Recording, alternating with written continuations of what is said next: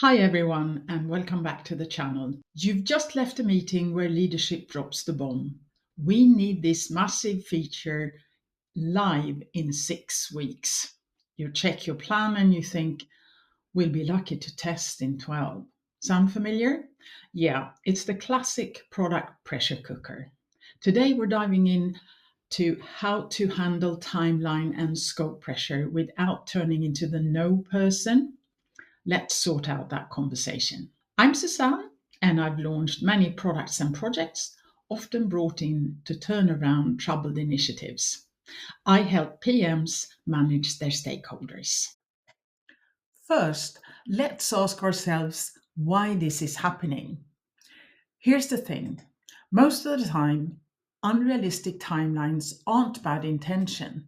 They often come from excitement, ambition, or external pressure. Your CEO wants to wow investors. Marketing's locked a campaign date. Everyone's hyped. The gap happens between vision and velocity. So this isn't about blaming, it's about aligning expectations before your team burns out. Many of us find it difficult to push back in these situations. Saying no, or even not yet, can feel risky as you don't want to be seen as the blocker. You want to be a team player, someone who gets things done. But here's the twist, protecting your team's capacity is getting things done. It's simply good leadership. Here are 3 tips to handle this situation.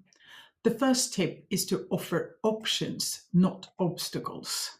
Try something like, we can deliver the MVP by April or the full A plus B feature by July. When you frame it as trade-offs, you shift the conversation from confrontation to collaboration. It's not you versus them, it's us deciding together what matters most. The second tip is to use data and not gut feel. Make sure to ground your conversation in data. Bring sprint velocity, team throughput, or past delivery history. For example, our last 3 sprints averaged 40 points. This feature is scoped at 120 points. That's about 9 weeks, not 6. Data reframes it from opinion to evidence. It's hard to argue with math, and even harder to argue with your own team's history. I have often used this tip in conversations with stakeholders, and I always try to find data to point to, as it takes away a lot of the emotion in the conversation and have a calming effect on stakeholders. The third tip is to anchor on user value and quality.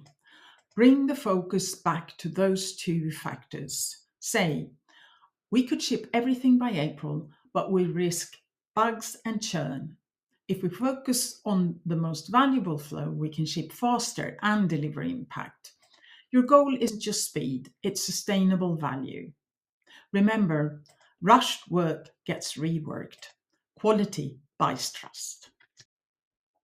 So the next time you're staring down a deadline that feels impossible, don't panic and don't default to no. Offer options, use your data, and anchor on user value. Your job isn't to say no, it's to help the business make informed trade-offs. What's the toughest deadline or feature squeeze you've ever had to manage? Drop it in the comments. I would love to hear your story. If this helped, hit like, subscribe, and share it with a PM friend who's probably fighting their own deadline dragon right now. Thanks for watching, and I'll see you in the next one.